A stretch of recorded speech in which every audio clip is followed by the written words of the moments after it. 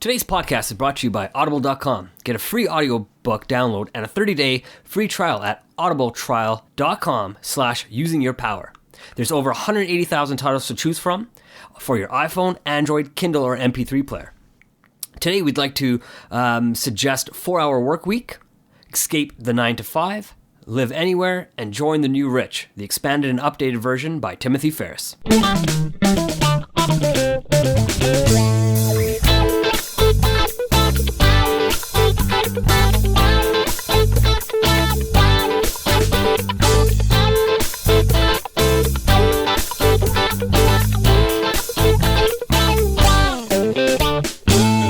Welcome to Using Your Power. I'm David Andrew Wiebe, and joining me, as always, is... It's Maveen, Kaura. How you doing, Mav? I'm good, man. I'm excited. What about you? Yeah, I'm powered up, for sure. Yeah, I love it. You're all powered up. That's right. That's because it's the theme of this podcast. Well, what is the theme of this podcast? Using Your Power. And the topic is? Today's topic is outside the box thinking, how and why.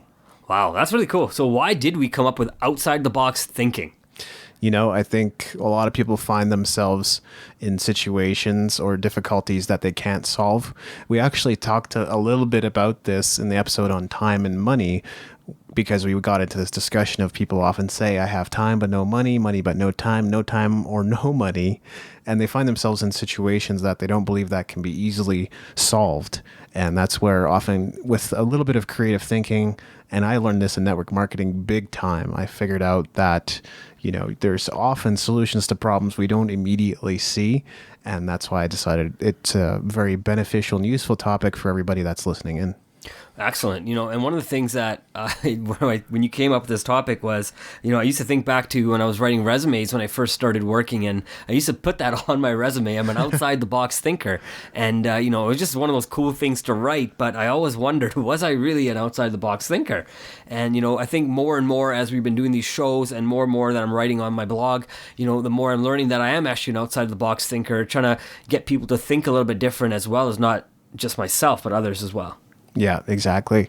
And in Australia, I did a little bit of research. It turns out it's all they say thinking outside the square instead of thinking outside the box. So is that the same thing as thinking outside the rectangle? I don't know. It's still kind of got that same shape. Now you're just kind of adding your own to the whole mix. But yeah, if we do happen to have any Australian listeners, then they'll be able to relate better. Having said that. Very simply, you know, thinking outside the box is a metaphor that's been used to describe thinking differently or just creative thinking, where the box refers to something that can be measured, like basically any kind of constraints you might have, whether that's financial, emotional, physical, relational, and so on. And it's often used in business environments, I think much to the dismay of workers or employees within a business, because they hate hearing their manager say one more time, think outside the box. But, you know, it has wider applications to life as well. And I think it does require deeper thinking. I mean, that's part of what our show is all about, is thinking deeper. So it does require you to see beyond the obvious, I think.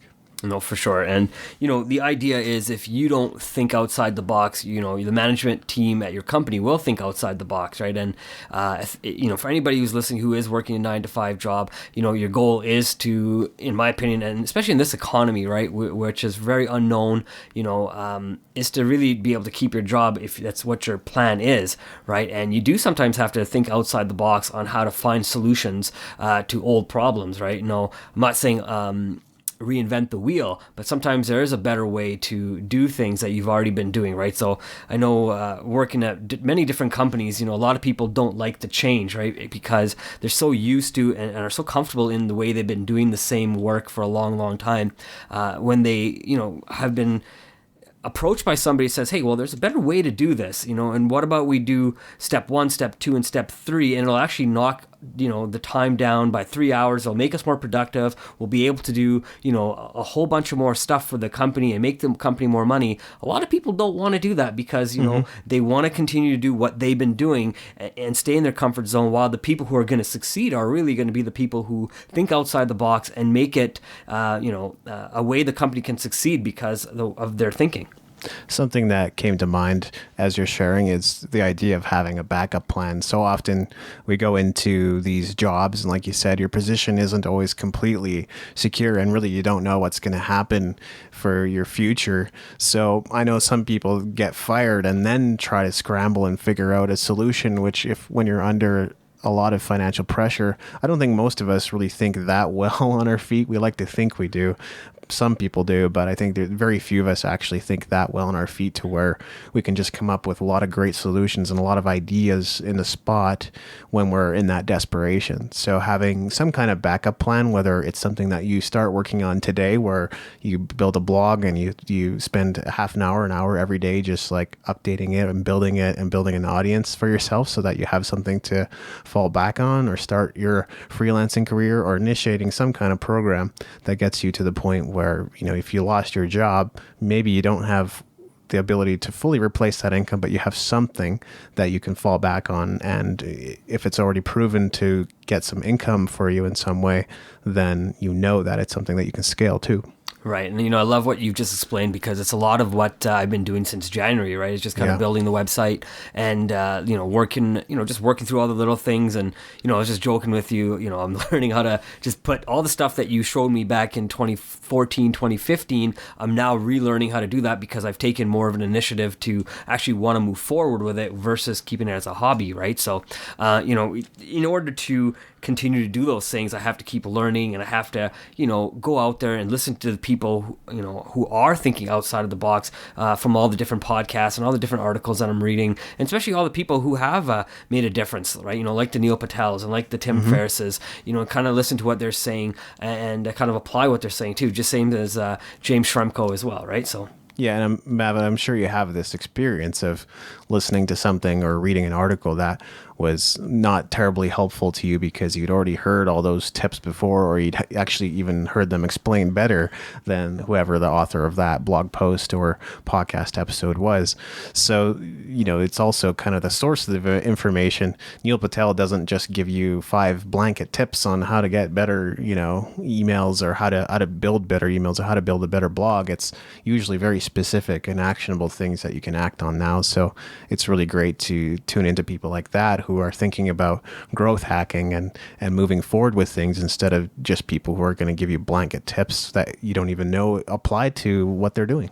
No, for sure. And, and that's why I enjoy that too, right? And just because I listen to one podcast and then read an article, sometimes I miss things as well, right? Our brain, sometimes is so focused on one point that the author made that we sometimes, don't hear some of the other things that the author is saying. So going back and re-listening to that podcast or rereading those articles is also a great idea. And, if you're going to be making any of those changes to your, website or whatnot, as you're reading that article, make those changes. Step 1, make those changes, then move on to point number 2.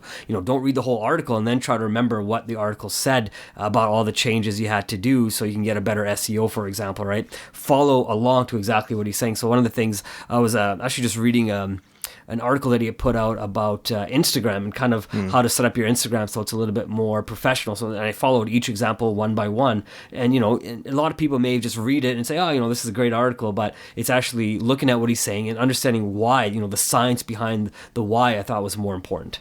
That's also a good reason to take notes. A lot of people don't really take notes, whether they're just sitting in a conference or an event or a seminar, or even just reading blog posts and listening to podcasts. It's something some people don't do enough of, and so they only retain a very small portion of the whole thing. It's better to retain some than not at all. But if you want to take away more and, create some action steps for yourself, then you'd also want to make sure you're taking notes. Right, absolutely. And, one of the things that you got, I guess to get me to get into what some of the things I wrote was, is connecting to people, right? So if you're going to connect to people, sometimes you do need to take notes, right? If you can't just read a book that tells you how to connect to somebody, you really have to take notes and then apply those notes, right? I think one of the ideas, behind Think, Act, Get with James Shremko and Ezra Firestone is the idea of thinking, taking those notes and learning it and then applying it, right? It's such a great title, and I wish I could have stole it from him before he registered. No but kidding. It really explains to you, right? And one of the things I did, for discoveryourlifetoday.com, what I wanted to do is show people how to connect, right? So one of the articles I wrote was 10 ways to celebrate Ramadan for non-Muslims, right? This is a way for people to connect to other people, right? So I was kind of trying to think outside the box and said, hey, look, if we're trying to, create awareness, we're trying to create community, and we really want people to connect, right, to their neighbors and their friends at work, and really start understanding each other, how can we connect, right? So one of the things I looked at was, well, I'm not Muslim, but I want to learn a little bit more about Ramadan, right? So I said, okay, well, I can write about this article and find ways that, people can help, because there's over 1 billion people who are Muslim on this planet, right? So in order to be able to connect and understand these people, you have to understand their culture, understand their religion. So that was the reason I wrote that article, because if you can really, you don't necessarily have to believe what they believe and celebrate in the way they celebrate, but there's a way to connect to them while they're celebrating and really build that human connection. I like that. I'm currently reading a book by David Niel. I'm sure I butchered his last name there, but it's called Do You Talk Funny? And it's actually about presentation skills, honing your speaking by incorporating more humor into your presentations and the things that you share with people, even in your daily communication. Obviously, it can improve by adding more humor to the conversation, because people love to laugh generally. I know I love to laugh a lot. So one of the tips that he has, it's very simple, and I think we can all do a better job of this. Start macro and then go micro. So start with something that everybody can relate to, which is kind of what you're saying, Maveen. This whole concept of Ramadan might be kind of foreign to some people, but if you start with the macro and say, we all have traditions, or we all have beliefs, or we all have cultural things that we do or we carry out in our daily lives. If you start there, then more people can relate, and then you can begin to go more micro into the story and share the specifics of what Ramadan means. Exactly. One of the examples in the article is, doing something simple for your neighbor, right? So understanding, one, that the people are not going to be drinking any liquids, right? So if you have a plus 30, plus 35 day, as it can get that hot sometimes in Canada and the US and in other countries as well, that you got to keep in mind, if these people that are your neighbors are still having to do yard work and they're not able to drink water, well, they're going to get dehydrated. So one of the things I recommended was, a great way to connect is maybe help that neighbor. Say, hey, you know what, do you mind if I cut your grass for you today? Something super simple, just an easy way to think outside the box and really connect to your neighbor and in the humanity of that person and in yourself as well. Absolutely. One of the things I wanted to cover was just why you would want to think outside the box. And I think we kind of answered that in the intro, and I think we're going to continue to answer that throughout this episode as well. But just to give you some more concrete examples of what that looks like, I'm going to start by saying what I sort of started this episode saying, which is that everybody has problems that aren't easily solved, but many people don't carefully consider the options before making rash decisions. And so here are some of the reasons why we would all want to spend more time or practice thinking outside the box more often. For some people, it could literally mean the difference between life and death, being jailed or set free, committing crime or maintaining integrity, declaring bankruptcy or rebuilding their wealth. And we can see that from the movies. Movies are sensationalism, and they've often been dramatized. But so often you have a movie where, there's a couple and they're in financial trouble, and the next thing you know, the woman decides to strip, and then their relationship goes completely awry, and things go very badly for them because they get involved in drugs, alcohol, and gangs. So, I'm not saying that's what happens to everybody. I'm just saying, the movies portray how little we actually think outside the box at times, because we think our first solution is to do something bad to get out of our situation, when in reality you actually probably have a lot of options to consider. And some other reasons why you'd want to think outside the box: it can make you more valuable in your work. So in the workplace, I think we touched on that towards the beginning as well. If you want to be more valuable to your company, then being able to present new solutions to the problems that the corporation is experiencing. Hopefully there isn't too much red tape holding you back, but you could definitely share your ideas with your manager or your executive leaders. Can also help you solve your own problems and other people's problems, so you can add more value to others, like as a business owner or freelancer or something like that. Or you can just find issues in your own life that you hadn't considered ways of solving before, whether it's like illness or chronic condition. And then it can also help you find solutions where maybe none appeared or existed before. Right. Great, great words there. One of the things that hit me was the first point actually was it could literally mean the difference between life and death, being jailed or set free, committing a crime or staying, keeping your integrity, declaring bankruptcy or rebuilding your wealth. So Yes. one of the things that made me really think about all that is that box that has to happen is in your own head first, right? You have to make the decision of those questions in your head first. So, am I going to commit a crime, or am I going to find the right way to, feed my family? Am I going to declare bankruptcy, or am I going to figure out, how can I get out of this problem? So even if you declare bankruptcy today, it doesn't mean once, you're out of that bankruptcy, you won't, get yourself back into those same troubles down the road, right? Yeah. I believe in Canada and US, you can, once you declare bankruptcy, you're not allowed to restart getting credit cards and all that kind of stuff, I believe, for 7 years. So wonderful. What are you going to do in that 7 years so you never get into that bankruptcy problem? Right. A lot of people, unfortunately, don't take the right steps and think, what can I do to not get in that problem again? Instead, they declare bankruptcy and then go to the exact same pattern 7 years later, get credit cards, get back into the same kind of debt problem. And so it really made me think, to get out of those problems, you first have to think with the thing in between your 2 ears, your brain. That's right. And it definitely can be hard to improvise at times too, because you might be put on the spot with a very difficult decision that you have to make. But I've often found that I've had that ability. It was just more a matter of being open to certain scenarios or options or possibilities that may not have been, something you thought of before. Just being in school in Japan, I think, the whole human condition is to move towards pleasure or move away from pain, and I often found myself thinking about ways to move away from pain, because in the Japanese school system, I grew up with a teacher that was basically abusive. I know it's kind of a weird place to bring this up, but he would pull the hair of some kids, or he would throw basketballs at them, or he would push them around and stuff like that. And it, Japan, this kind of thing was certainly prominent at the time. Bullying and things like that could happen, not necessarily from your teachers, although it seems like in every school there was at least one teacher that was kind of mad. Right. And you make me go back to my parents' history too, right? When they were in school in India and stuff, if they had done something wrong, they were late, or even answered a question incorrectly, they would actually get their hand smacked by a ruler, right? So yeah. I mean, this technique of thinking outside of the box it's to us, it's thinking outside the box. It's getting people disciplined in a way that we in North American society don't discipline our children, right? We don't think corporal punishment on hitting them in the hands or whatever it is a good idea. We think we should be teaching them in a different way, showing them the way to do it. But sometimes, having a little bit of force, such as the pulling of the hair and that this teacher was doing, was maybe showing them a little bit different, showing the students a little different technique that may have worked. I mean, again, maybe the teacher went through this and the teacher's only using the techniques that worked for him or her at this time, right? So they're just kind of passing that same technique without really thinking about, psychologically what that type of action is actually doing to these kids, right? They're not really thinking far into the future. They might only be thinking in the moment and trying to get that kid to be disciplined. I think what you described still happened in my parents' generation with getting slapped with belts or with rulers, like you said. So it definitely did happen in North America. It just doesn't really happen anymore in the same way.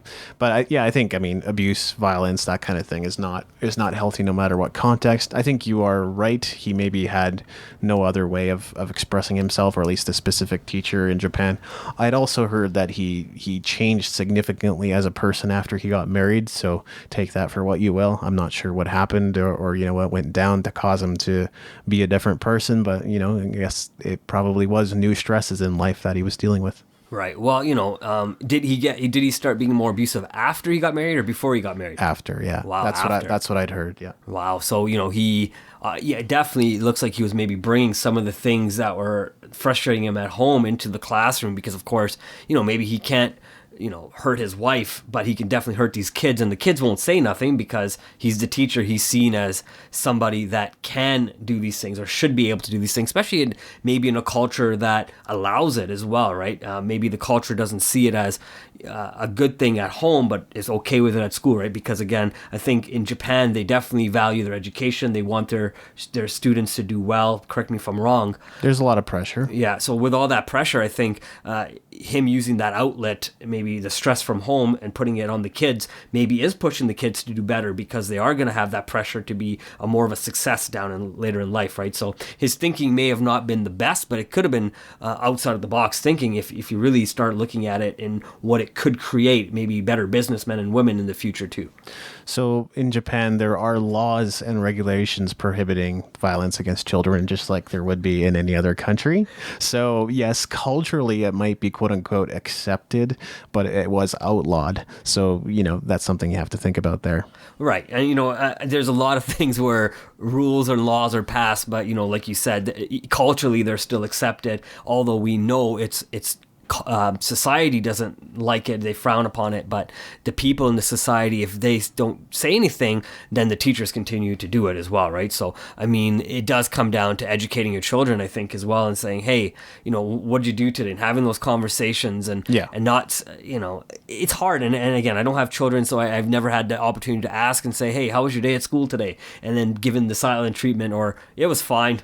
And then they're back into their phones or something, right? I've never had the pleasure of having those wonderful conversations, but I can see how it can be a difficult thing for parents to connect to their kids, right? And then them be okay because again, they don't know how to maybe raise their children or don't know how to connect, so they allow that frustration that the teacher is putting on them as their own frustration as possibly, right? If you kind of get what I'm saying. I do, and I think in Japan, the attitude certainly was that you would develop stronger character having gone through these manufactured difficulties. But I say manufactured because I don't totally believe in that. Right. And, and that's the same thing. I know growing up in the 80s in Canada, I was born in 78. So, when I was growing up, and we did something wrong, my parents would punish us too, right? Me and my sister, and we would get smacked in the hand, or we would get smacked in the head, or sometimes get the belt, or sometimes we'd get hot sauce and chili peppers, and we'd get fed those, and we got to go stand in a corner, and that was the only way my parents felt that they knew how to teach us the values that they wanted to instill in us, right? Now, wrong or right, I don't know. What I do know that is based on the things that they did, I turned out to be a pretty decent person, right? Right. So I can't say if that's the reason I turned into a decent person or not, or maybe I would just, I would still do bad things even after I knew what the consequences were, because I knew the consequences weren't that bad. I've been there. Yeah, can I handle getting hit in the head? Sure. Can I handle getting smacked on the butt or smacked a couple times with a belt? Yeah, I can handle it, right? So if I knew what the punishment was, well, then I can continue doing the bad things because I knew it would never get worse than what it was. So although they did it, I do personally feel that I learned the lessons I needed to learn so I could become a better person. Am I telling parents to do that to their kids? That's something you have to choose. There's some probably mental scars that I haven't dealt with somewhere in the back, right, about being hurt. The scar in the back of my head I'm talking about. But there are things that your kids will go through mentally. So, be aware of how you're going to treat your kids when they're growing up and the kind of punishments you're going to be giving them, right? So, there is a fine line, and it's hard to say, again, because I don't have kids, so I can't say one way or the other how I would do. But I would like to think that my goal would be to parent completely different than the way my parents parented me. And I'm assuming you too. Oh, absolutely. And more and more I'm realizing too, like trauma is actually fairly common in adulthood. I know that I've had certain, traumas, or else I wouldn't have irrational fears of certain things, or I wouldn't be kind of wired the way that I am. But I think, part of being human. Nobody's going to be perfect. We even shared an episode about our parents and the top thing, or the 10 things we learned from them. So obviously we appreciate, they did the best they could with what they had. And I think that's the key point. We all do kind of the best we can. So, when you are left with these traumas or difficulties or emotional scars, then it's a matter of like, how do you work through it? Do you see a psychologist? Do you talk to a counselor? Do you do, reflective journaling?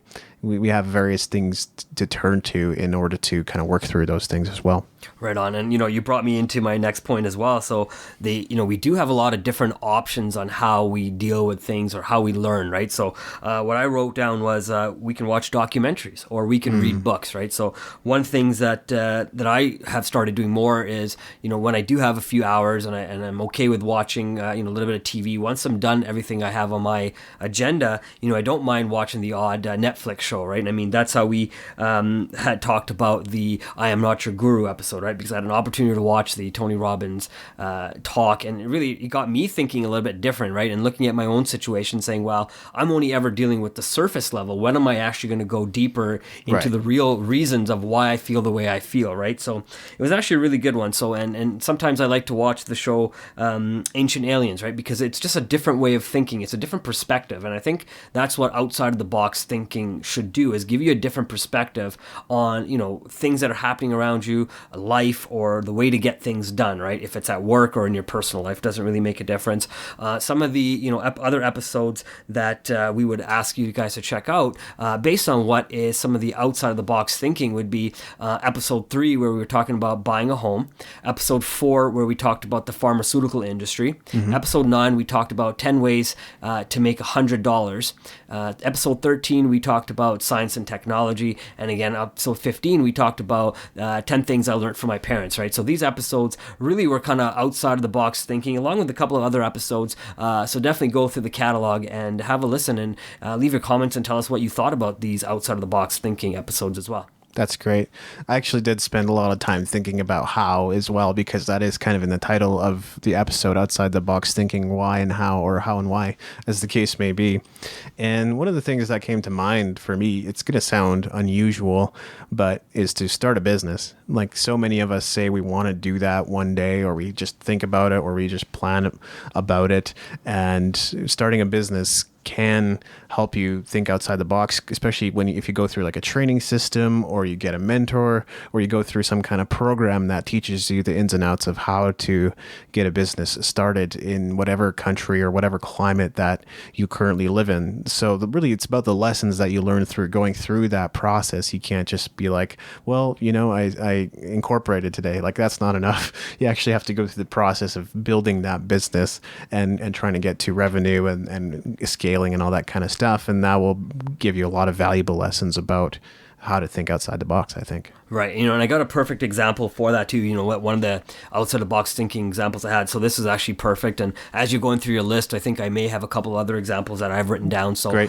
it's a great way to present them. But one of the outside of the box thinkings for starting a business was a couple months back here in Calgary, I attended an event called ATB Boostar. That's right. And what that was is it gave entrepreneurs a platform to present their businesses for crowdfunding purposes, right? So they already had started their business. They may already had a prototype. They were already, making money in their business, but they're really just looking for a way to grow their business, right? Once it had already got started. So this event there, and I actually talked about it on discoveryourlifetoday.com as well, where they could go in and network with the right people and find out how they could grow their business in their local economy first, and then grow out of it, right? So I know anytime you're starting a business, typically you're going to start where you are, grow within your city, and start expanding from there, right? Especially if you're a brick and mortar. Now, if you're online, the nice thing we already know is you're already worldwide, as in the WWW tells us, right? You're already worldwide. So if you're going to be starting a business, you got to think globally as well, not just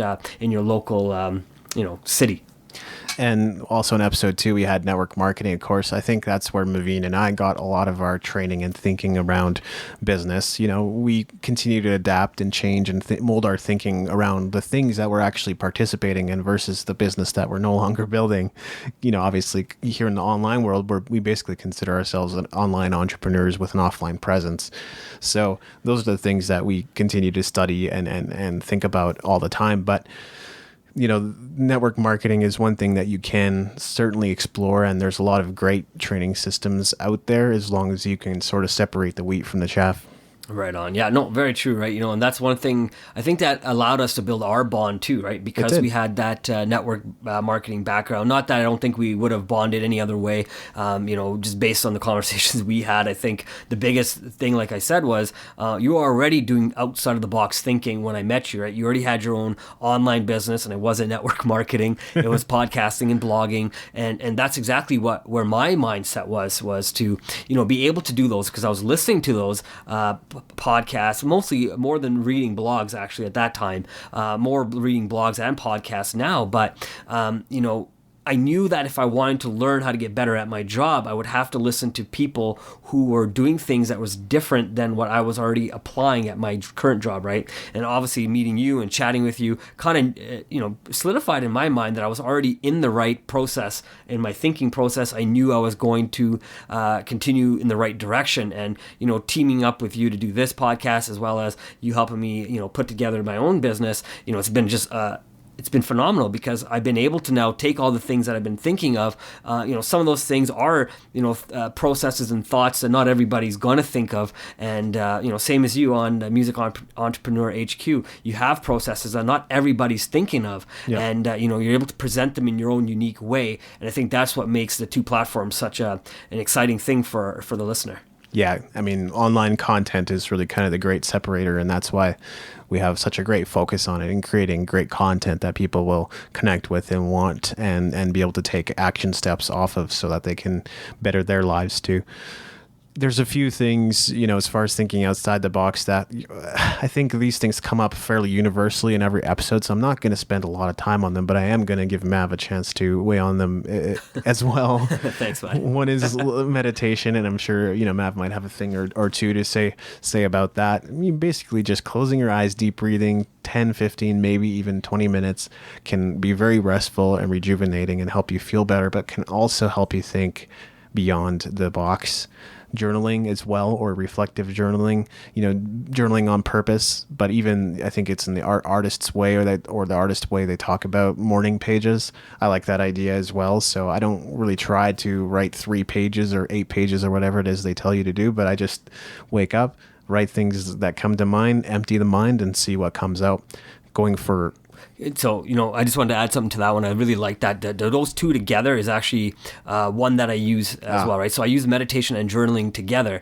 So I've been doing this since, the starting of the new year. I had a resolution, I guess, and so I've been doing it. And, but that's what I did, right? So when I first sit down in my meditation, I get my book. I have I only write 1 page, just like you. I don't try to write 3-4 pages, unless I have a lot on my mind. And I typically don't, because I am journaling daily. So there's really no reason to have that much going on, unless something traumatic has happened to me, or really some thoughts have come back to me after a really, really long time, right? But I sit there initially, and I'll write a couple of my thoughts that came to me from the moment I woke up to the time I've sat down and started meditating, which is usually about 10 minutes. So whatever thoughts have come to me that are going to be helpful, I write those down, and I'll close my eyes, like you said, deep breathing in meditation. And sometimes it's a guided meditation, sometimes it's just a quiet, silent meditation, and if I have thoughts that come to me that are going to help me in my life or my business, I'll write those thoughts down.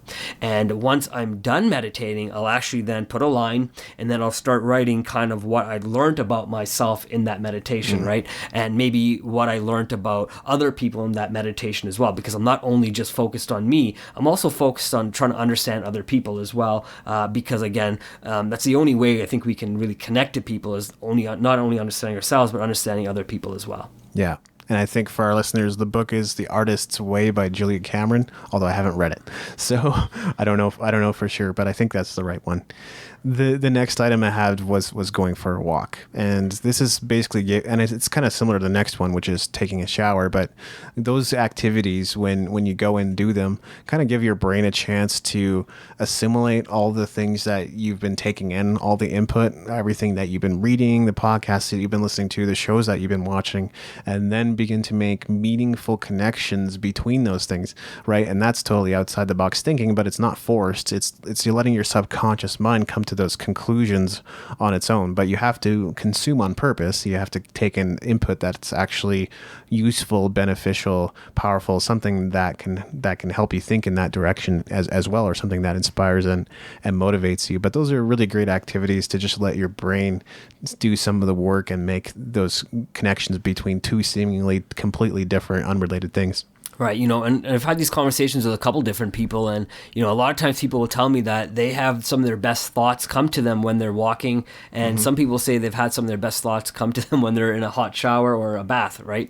So there is something to be said when you can actually relax your mind and take it off of the activities that you're doing, and then just let your mind just work and work through, right? It's kind of like a puzzle, kind of like we were talking about this before we started recording. We are talking about dreams a little bit, and kind of that's what dreams do for you, right? They kind of put pieces together for That's you. true. They allow you to kind of understand the things that maybe you were thinking about that day, and I think that's what going for a walk and taking a shower does for you too, right? Because it gives you that moment just to let go for a minute and just really not focus on anything else but where you are in that moment. And you're, like you said, enjoy that nature, look around, understand how that tree connects to you, and understand why that tree's put next to that sidewalk and what that actually means, right? And when you start looking at these things and understand why these things are being done, then you can start looking at your own problems and say, oh, you know what, that tree is similar to this problem that I have, and the road is kind of closer to that, similar to that solution, and I see that the snow plow is picking up the snow and moving it closer to the tree. Well, they're doing that because when the snow melts, the tree will get the nutrients. So, okay, now I get it. And now you can kind of start putting those, same type of nature examples back into your, examples you may have at your work or your business. Yeah, and our bodies are 70-80% water, so I think there is something fairly universal, although unexplainable, about just being close to water, whether it's a body of water like a lake, a pond, or a river, or being in water as in like a shower, a pool, hot tub, or what have you. Another thing we can all do, and I've kind of hinted at this, but is like present a problem to your mind before you go to sleep. So think intensely about it for maybe 10, 20, 30 minutes, maybe even journal or write down some things as you're thinking about it, and then let it go. And that's kind of hard to do, I guess, when you're thinking intensely about something, especially if it's something you're trying to solve in the immediate. But like the problem has probably been presented to your subconscious mind if you've thought that intensely about it before you go to sleep. And then often upon waking up, maybe the seeds of a solution or the complete solution will come to mind as you're waking up. And that's really the power of your subconscious mind. No, you're right. And I read this book called The Ant and the Elephant a couple months back, and it's kind of exactly what the book was talking about. The book was talking about using the power of your conscious thoughts and voice to program your subconscious mind, right? So I fully agree with that, right? Because if you can get yourself to do the things that you want to do, then you start thinking about the solutions, like you said, that you want to come up with, right? So I do believe, sometimes people say affirmations, and you hear that thrown around a lot too, but even affirmations are the same type of idea, right? It's a way to use your conscious mind to program your subconscious mind so you can then do the things you want to do and then think about the solution that you're trying to come up with as well. Yeah. The next thing may not be beneficial to absolutely everybody, but I would think anybody who maybe doesn't engage in quite as much abstract thinking or creative work could spend some time drawing or making music or composing or just engaging in some kind of creative work, which helps to make those right brain, left brain connections. We are talking about the long term, though. It's not like you start today and suddenly you're thinking way outside the box a lot of the time, but the rational or logical people sort of have an advantage in music in that they do math. And if us creatives don't do math that well, when it comes right down to it, it's through the music we do that we begin to become better mathematicians in a way. So you sort of have an advantage if you're getting into music work, and like even drawing and other things that are quote unquote creative still have like a fairly procedural process when you think about it. Like when you watch an artist, what do they start with? They start with a sketch and the outline with a pencil. And ultimately that pencil drawing will be removed completely with an eraser, because then they'll draw over it with a pen. Then they'll color it in and do all that kind of stuff. Or they'll scan it. So they'll scan it through their computer, bring it into Photoshop, and they'll color it. But you're still talking about a step by step process and creative work can sometimes help you think outside the box. No, excellent. And, one of the things that you reminded me of being was an art class back in grade 10, and one of the things that the teacher would do is say, you're going to take an image and you're going to take the piece of paper that we were going to draw this image on and say, now completely flip the image over, and we're only going to cover it, and we're just going to leave maybe, 2% or close to 10% visible. Now the picture is upside down, and you're going to draw that picture upside down, and you're going to draw it in lines. So as you, draw the first 10%, and then you move that piece of paper down and you unveil the next 10%, and you draw just the next 10%, and you're using your brain in a different way to draw, a different way to think, and a different way to see things. And it was very interesting to try to do that, right? I know you're talking about sketching as well in the same class. Yep. I remember it was, you had to look at your hand, you're not allowed to look at the paper, and it was try to sketch your hand and see how well of a job you could do. But it was really trying to get your brain and your other hand that's drawing to connect in a different way than you had connected before, right? So it's really using your left brain and right brain connections and trying to make a better connection, because not all of us are going to use our right brain all the time, and a lot of us are not going to use our left brain all the time. Yeah, that's great. Another thing that we can all do is think about our desired end. So that through that process of visualization, or perhaps even through meditation, thinking about the thing that you want, but then begin to work backwards towards it. Now, to me, that's not like a really foreign concept, but when I explained it to someone else I met at another show home, incidentally, I was explaining to her this idea of like thinking about your goal and working backwards towards it. It was completely revolutionary to her. And she said, yeah, I'll have to go home and think about that. That's cool. I want to try that. So, so often we can think about the end point and what we want, but not know the exact steps to take to get there. And that's why I like this whole thing of goal setting. Sometimes if we ask too many how and when questions, we get stuck because we just don't have the answer about how and when. But if we continue to think about the what and why, the steps begin to present themselves. Wow, you make me kind of laugh, unfortunately, but as a person that was in sales, you would think you'd understand you have to know what your ultimate goal in sales was, right? So especially if you're working at a show home, you're going to have a quota, you got to maybe sell X number of homes, and you got 12 months to sell X number of homes. So you have to really know how many homes you're going to sell that month and how many homes you're going to sell each month. And you have to know the difference of when the busy months are, when the not so busy months are. So you have to capitalize. So it was very interesting. You would say to me that she didn't understand that she had to work backwards. If you have a goal of selling 40 homes, it doesn't mean you're going to sell 3.5 homes a month and you're going to hit your goal. No, because some months are going to be busier, some are going to be not so busy, and you have lots of competition. So you have to really understand how your competition's selling against you as well, right? So I wonder if she's still in sales, and if she listens to the show, I'd love to know what her results have been since talking to you. Yeah, absolutely. And I'd imagine you'd have to adjust the number of emails you send or the number of phone calls you make based on the kind of month you have too, right? Absolutely. And same thing when I was selling cars as well, right? I sold homes and I sold cars as well. And you're, in order to get your bonuses or start getting your bonuses, you had to sell, let's say, over 10 cars a month, right? And so in order to sell 10 cars a month, well, you had to break it down to how many people do I need to see a day? What's my closing ratios? You had to know all these things. So you had to start from 10 sold cars, figure out how many people you need to see. So maybe I need to see 30, 40 people, and then, start bringing that down to how many people I need to see each day. And, and if there was a room full of like 5 or 10 salesmen, well, either way, you still have to get your 3 or 4 people a day in order to hit your target. So you don't really worry about what those other people, had to see per day. You have to just worry about what you need to see that day. Yeah.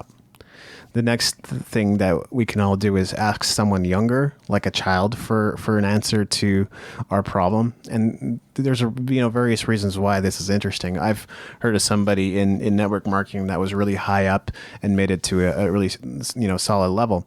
And apparently he was heading to the bank with his daughter to pay off the mortgage, and she was very young, but fairly astute and smart girl. And when she asked, "What is a mortgage, Daddy?" And so he begins to explain what a mortgage is to her, and she says, "Why would anybody want a mortgage?" Wow. which is so funny. But sometimes, as we often say, kids say the darndest things, right? So maybe they won't present you with a solution, but they're gonna ask a question maybe that you wouldn't even think to ask yourself. Like they might even point blank say, "So why are you doing that anymore?" And then you have to like think very carefully about, oh yeah, why am I doing this anymore? Maybe if I quit this and did this instead, I could get on with my life. So asking someone like a child or your own child or maybe someone else's child what about your problem could potentially lead to some very interesting line of questioning. And I love that idea of asking a child because, there's no stress in their answer. There's no confusion. Exactly. They're going to give it to you just as it is, right? They're not confused by, all the things that are happening. And they're going to give you a childish answer because that's what they are. They're a child. But they're also to give you a simple answer and something that makes you say, you know what, maybe this problem isn't as big as I'm making it out to be, right? And sometimes it's what we need to hear from our children or somebody else's child, as you suggested when you ask these questions, right? Sometimes we just, I think when you do talk to someone that's younger than yourself, you do realize that you're just, your problems aren't as big as they seem to be. And I guess maybe just repeating myself in that sentence, but I think that's so important to realize. Yeah, I love the perspective you brought to that. It's absolutely right. And then one more point I had was just to study things outside of your usual input. So often people go to church or remain in contact with people only that are also sharing their belief system or in their culture, or even just watch things that only support what they believe instead of examining things in the world from many different perspectives. And I think there's immense value in doing that. And I think it's also when you have the same stimuli and input all the time, you end up creating the same things. So what's the point in doing something like blogging or writing a book or building a website when you're always thinking the same thing? And pretty soon you will realize, hey, I think I just wrote 50 of the same posts, just said different ways.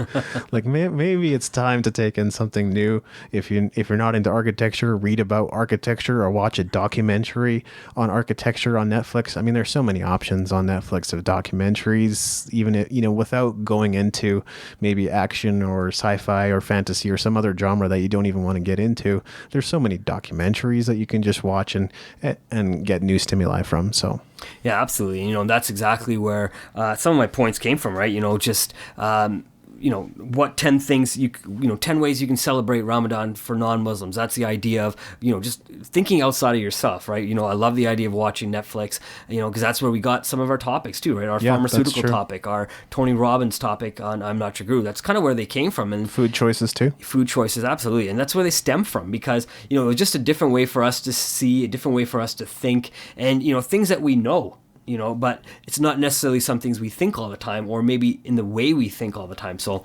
the food choices one was interesting as well because, I didn't realize that there is a different amount of water needed to grow organic food versus non-organic food. Something so simple. The differences, you hear about them all the time, but you don't really hear about the process that goes behind, growing these type of foods. You just hear organic is better, or don't buy don't buy pesticide food, but you don't really hear what the science or the math or the uneco-friendly or eco-friendly problems are when you do grow the foods in these kind of ways, right? So when you start learning about these things, you start saying, maybe I should or I shouldn't eat organic because it's using 2 times more water. Is there a better way, or is there something else I can eat instead? Or can I eat half organic and half non-organic, or grass-fed or non-grass-fed? Especially when you look at beef. But it really does come to the way you think, and the way you think is going to be based on how you understand the solution to what you're wanting to know about. Yeah. And something like The Music Entrepreneur is so often actually about outside the box thinking, because if you don't want to be a slave to the system or not 100%, just leveraged into a label who's shelling out all this money that you don't even get to keep, and they're spending it on marketing and legals and promotion and all this kind of stuff, and they're taking the majority of the cut. Like, if you want more control over your career, then it's absolutely outside the box thinking. What alternative venues could I play? What are some different ways I could package up my music and sell it and make it more appealing to people, rather than just selling one track or getting them to listen to 5 tracks, an EP or an album? What are some ways that I could promote my music that others aren't using or aren't leveraging to promote their music? A lot of that is just outside the box thinking, and I think entrepreneurship has such strong ties with that to begin with. Right. You know, I love how you brought entrepreneurship into that, because that's exactly what I did, you know, just on the way to think about how can I think outside the box. Because one of the things I always heard in school, but I never did, was interesting enough was, you know, if you want to say, for example, go and be a doctor, then go interview a doctor.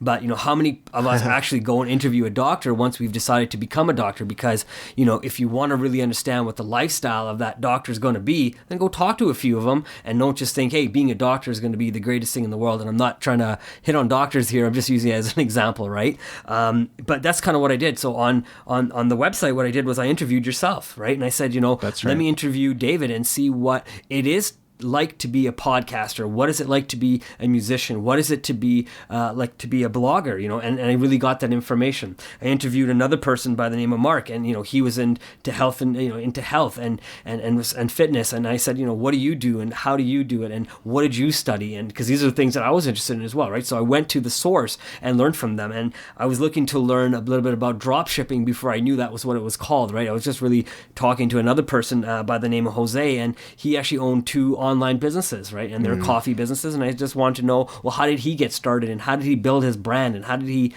build, you know, the people coming back to his website again and again and buying from him. And, you know, these are the things I needed to eventually know for, you know, discoveryourlifetoday.com, and the things that we need to know for usingyourpower.com, right? So these are the things that would eventually help us, but I didn't know that at the time. But these are just something I had heard. If you want to learn something, go to the source, right? And I think if we start thinking that way, we could start getting more answers as well. That's probably the best thing about interviews.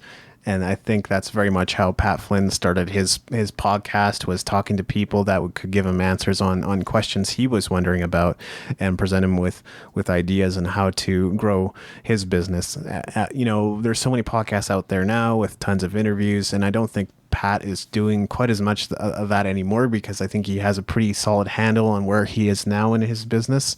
So when he talks to someone, it isn't necessarily to learn about, you know, an aspect of his business that he doesn't understand. Oftentimes it's like showcasing case studies or success stories these days, but he started off by asking more questions of people that were ahead of him in business, or maybe were even just his peers that he gotten to know. And he said, you know, I'd really love to kind of, you know, pick your brain and find out what it is that makes you successful in your work.